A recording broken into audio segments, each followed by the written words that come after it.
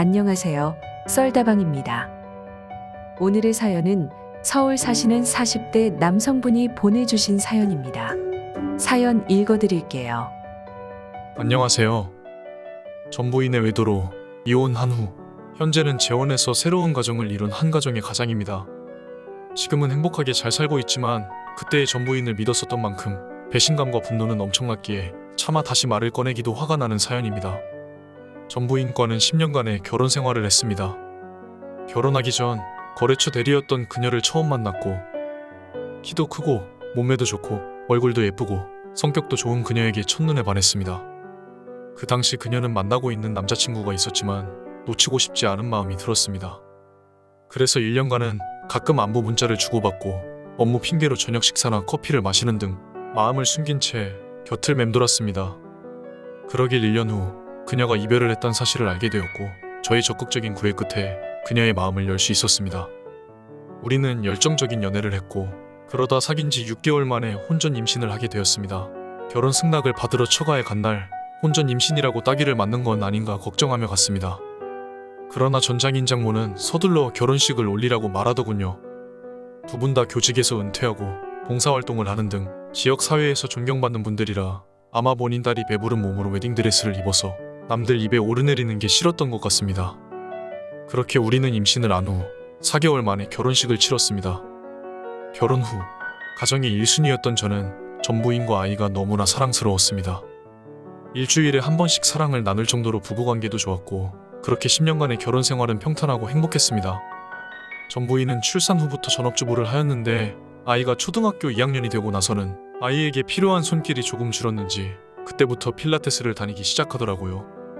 전부인은 이제서라도 몸매 관리를 하고 싶다며 당분간은 운동과 식단 관리로 신경도 날카롭고 체력도 힘드니까 조금만 부부관계를 참아달라고 하더라고요. 전부인을 사랑했기에 저는 욕구가 생길 때는 가끔씩 현타가 오기는 했지만 운동으로 몸매가 좋아지면 그때는 더 좋은 관계를 나눌 수 있을 것 같아 참고 또 참았습니다. 전부인은 운동을 시작하면서 외모 관리도 시작했습니다. 특별한 약속이 없으면 화장을 잘하지 않았었는데 이제는 거의 매일 화장을 하기 시작했고 의상도 몸이 드러나거나 딱 달라붙는 레깅스를 입기 시작했어요. 약간 느낌이 쎄하긴 했지만 결혼 전 워낙 자기 관리가 철저했던 전부인이라 그러려니 했습니다. 제 의심은 옆집 남자의 저에 대한 어색한 인사부터 시작되었습니다. 저희 아파트는 복도식 아파트였고 그 남자는 2년 전 옆집으로 이사온 이혼남이었습니다. 큰 키에 잘생긴 얼굴, 몸도 좋고 성격도 서글서글했어요. 다른 사람들에게 싹싹하게 인사하는 것을 많이 봐왔지만 어느 순간부터 유독 저한테만은 눈도 피하고 약간 어색한 인사를 하는 것 같았습니다. 그날도 엘리베이터를 같이 타고 집으로 올라가는데 어색한 인사 후 침묵이 흐르더라고요. 제가 먼저 집에 들어갔고 그 남자 집은 저희 집보다 안쪽에 있었는데 발자국 소리가 저희 집 앞에서 잠깐 멈췄다 가는 것을 느꼈습니다. 그때 불현듯 옆집 남자가 이사오고 얼마 후부터 전부인이 운동을 시작했고 화장과 옷차림이 달라졌으며 속옷 취향도 달라진 것 같더라고요. 쎄한 느낌을 더 이상 넘길 수는 없어서 저는 전부인과의 지난 대화를 되짚어봤습니다. 그 남자가 이사온 지 2-3달 후 전부인이 말했습니다. 여보, 우리 옆집 1001호에 얼마 전에 이사 온 거 알지? 남자 혼자 사는데 그 남자 전부인이 바람이 나서 이혼하고 혼자 사는 돌싱이래.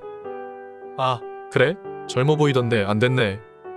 그러고 나서 얼마 후에 또 말하더라고요.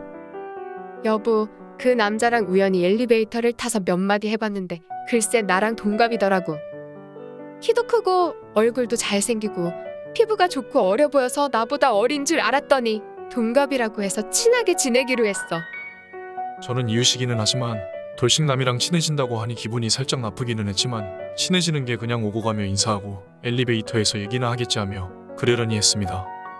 주로 김치는 당시 전부인 친정에서 김치를 가져다 먹었었는데 하루는 그러더라고요. 이번에 엄마가 김치를 너무 많이 줬더라고. 그 전에 줬던 김치도 아직 남아있기도 해서 옆집 남자 줬더니 너무나 좋아하더라. 혼자 사는데 집 김치가 그리웠다고. 여보랑 마시라고 와인 한 병 주던데? 기분이 나빴지만 냉장고를 열어보니 정말 넣을 공간이 없었기에 화를 낼 수는 없었습니다. 이웃이니까 친하게 지내는 건 좋지만 아무래도 남녀가 친하게 지내면 다른 사람들 입에 오르내릴 수 있으니까 적당히 거리를 두고 지내는 게 좋을 것 같아. 그냥 나이가 같고 옆집이라 말이나 가끔 하고 이번에 김치를 준 것뿐인데 알았어. 이상한 소문 날 수 있으니 조심해야겠다. 이런 기억들이 생각이 나면서 저희 의심과 불안감은 어느 정도의 확신이 되었고 혼자서 몇 날 며칠을 고민하다가 친한 친구와의 술자리에서 술김에 얘기를 꺼냈습니다. 아내가 이웃 남자와 친해지고 나서 몸매에 대한 신경도 부쩍 쓰는 것 같고 평소에도 안 하던 화장을 하고 속옷이나 옷들도 좀 야해진 것 같아. 안 그러려고 해도 의심이 드는 게 사실이라서 기분이 좋지 않아. 에이, 그럴 일이 있겠어. 재수 씨가 너랑 얘한테 잘하잖아. 내 오해겠지. 오해라고 생각하기는 하지만 그래도 찝찝한 느낌이 들어. 괜히 이렇게 있으면 의심에 의심이 나와서 너 의처증이 생길 수도 있겠다. 좀 그렇긴 하지만 네가 생각하는 그런 게 아니라는 걸 확인하면 의심이 없어지지 않을까? 카메라를 집에 설치해 보는 건 어때? 카메라상에도 아무런 일이 없으면 너도 의심을 더 이상 안 하게 되고 좋지 않겠어? 몰래카메라 설치하는 거 불법 아니야? 내가 알기로는 자기 집에 설치하는 것은 불법이 아니라고 알고 있어. 아무튼 네가 잘 생각해보고 적절한 해결책을 찾는 게 좋을 것 같아. 계속 의심을 하게 되면 부부 사이에 좋지 않아. 친구와의 술자리 후에 며칠간을 고민하다가 계속 의심이 커지는 것보다 한 달만 카메라를 설치해보기로 했습니다. 인터넷을 찾아보니 본인 집에 카메라를 설치하는 것은 불법이 아니더라고요. 인터넷에 검색해서 적당한 가격의 초소형 카메라를 2대 구입하여 침실에 하나, 거실 TV에 하나 설치를 했습니다. 그렇게 설치를 하고 2주간은 매일 확인을 해봤지만 카메라에 찍힌 전부인의 행동에는 아무런 김새가 없었습니다. 저는 괜히 전부인을 의심하고 카메라까지 설치한 저희 행동을 자책했고 곧 카메라를 없애기로 결심하였습니다. 며칠 뒤 둘이 와인을 한잔했는데 취기도 올라왔겠다. 아이는 자고 있겠다. 간만에 분위기도 무르익어서 스킨십을 하려고 시도했는데 계속 조르는 제 요구에도 완강히 거부하더라고요. 벌써 몇 달째 관계를 거부당하고 있어서 자존심이 많이 상했지만 억지로 관계를 할 수 없기 때문에 아내의 의사를 존중해 주기로 했습니다. 다음날 주말이었고 전 부인이 아이와 키즈카페에 간다고 해서 그 틈을 타서 카메라를 제거해야겠다고 생각했습니다. 그동안은 집에 오면 다들 있었기 때문에 카메라를 제거하지 못했었거든요. 그렇게 제거 후 마지막이다 생각하고 오늘 영상을 돌려보기 시작했습니다. 우선 침대 쪽에 설치한 영상부터 확인했어요. 11시쯤 외출을 하고 온 아내는 옷을 벗고 나가더니 샤워를 했는지 맨몸으로 들어와서 야한 란제리를 입더라고요. 이상한 느낌이 들었습니다. 낮에 야한 속옷을 왜 입지 하며 의구심이 들더라고요. 이후 별다른 영상은 찍히지 않은 걸로 봐선 거실로 나간 것 같았습니다. 그래서 TV 쪽에 설치한 카메라 동영상을 확인하였더니 란제리만 입고 소파에 앉아 뭐가 그리 좋은지 웃으면서 카톡을 하는 전부인의 모습이 찍혀 있었습니다. 잠시 후 문이 열리는 소리가 들리고 아내의 모습이 사라지더니 어떤 남자와 소파에 나란히 앉는 게 보이더군요. 란제리 차림으로 남자와 우리 집 소파에 앉다니. 치밀어 오르는 화를 간신히 참고 옆집 남자라는 확신으로 남자의 얼굴을 보고 싶었지만 모자를 써서 잘 보이지 않았습니다. 서로 10여 분간 약간의 터치를 하며 대화를 하더니 전 부인은 소파에 앉은 그 남자 앞으로 가서 허벅지 위에 앉아 결국 키스를 하기 시작하였습니다. 그렇게 믿고 싶지 않고 보기 싫은 장면이 시작되고 있었습니다. 동영상을 멈추고 치밀어 오르는 분노를 참으며 잠시 생각에 잠겼습니다. 여기서 더 보게 된다면 되돌릴 수 없다는 걸 알았고 갑자기 아이와 전부인과의 행복했던 시간이 떠올라 여기서라도 멈추고 싶었지만 키스까지는 이해해 볼 수 있겠다는 생각이 들더군요. 제발 키스에서 끝났길 바라며 재생 버튼을 눌렀습니다. 몇 분간의 키스 후 그 남자는 아내의 란제리를 벗기며 아내의 몸을 탐닉하기 시작하더라고요. 정말 하늘이 무너져 내리는 것 같았습니다. 여전히 아내의 뒷모습에 가려 그 남자의 얼굴을 확인할 수 없었습니다. 아내는 곧이어 남자의 옷을 벗기기 시작했고 모자까지 벗긴 모습을 보니 옆집 남자가 아니었습니다. 같은 동 15층에 위치한 우리 아이 친구의 아빠더라고요. 둘의 나체가 된 영상을 보고 차마 뒤에는 볼 수 없어서 그냥 꺼버리고 말았습니다. 그 집딸이 우리 아이와 같은 반의 친한 친구여서 몇 번 가족 모임으로 외식을 하거나 서로의 집에서 식사를 하거나 때때로 와인을 한잔하는 경우도 있었습니다. 그 남자 나이는 저보다 3살인가 많았고 키도 작고 외모는 볼품없었습니다. 하지만 박학다식하고 아는 게 많았고 대화를 잘 이끌어가는 재주가 있었습니다. 가족 모임에서 얘기를 할 때마다 와이프가 좋아하는 거나 관심에 대한 대화에서 통하는 게 많다고는 생각했었고 중간중간에 전부인이 그 남자 똑똑하다고 말하기도 하기는 했습니다. 하지만 저보다 나이도 많고 외모로는 정말 제가 훨씬 나은데 전부인의 외도도 힘들었지만 상대가 아이의 친구 아빠라는 것에 대해 심각히 충격을 받았습니다. 화가 나서 당장이라도 추궁하고 싶었지만 신중해야 된다는 생각이 며칠 동안 혼자 끙끙 앓았습니다. 그러고 마침내 결심을 했고 다음 주말에 전장인 장모님을 저녁 식사하자고 집으로 초대했습니다. 다 같이 모인 자리에서 중이 드릴 말씀이 있다고 했고 아이는 본가에 맡겼습니다. 전부인은 계속 무슨 일이냐고 아이까지 시댁에 맡기냐고 물었지만 다 같이 모인 자리에서 말해주겠다 하니 오랜만에 친정부모가 온다고 기뻐하며 온갖 음식을 하더라고요.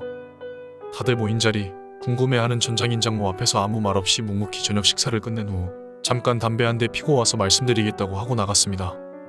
미리 USB에 담아놓은 영상을 거실 TV로 재생시켜놨고 나간 후 전 장모님에게 전화를 걸어 장인어른이랑 거실 TV를 보러 가시라고 했습니다. 연속해서 3대의 담배를 피고 20분 정도 후에 집에 돌아왔습니다.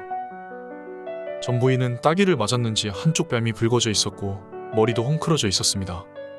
전 부인은 전장인 장모 앞에 무릎을 꿇고 빌고 있었고 제가 들어오니 장모님도 제 앞에 무릎을 꿇으면서 싹싹 빌면서 말씀하시더라고요. 내가 딸아이 교육을 잘 못 시켰네. 정말 미안하네. 자네의 결정을 따르겠지만 불쌍한 손녀 생각해서 잘 좀 생각해주게. 그렇게 계속 비시는 거 우선 집에 가시라고 돌려보냈습니다. 전 부인은 계속 무릎 꿇고 울면서 잘못했다 싹싹 빌었고 저는 당장이라도 전 부인과 그 집 남자를 때려 죽여도 시원치 않았지만 우선 자초지종을 들었습니다. 이런 관계인지는 4-5달 정도 됐고 말이 너무 잘 통해서.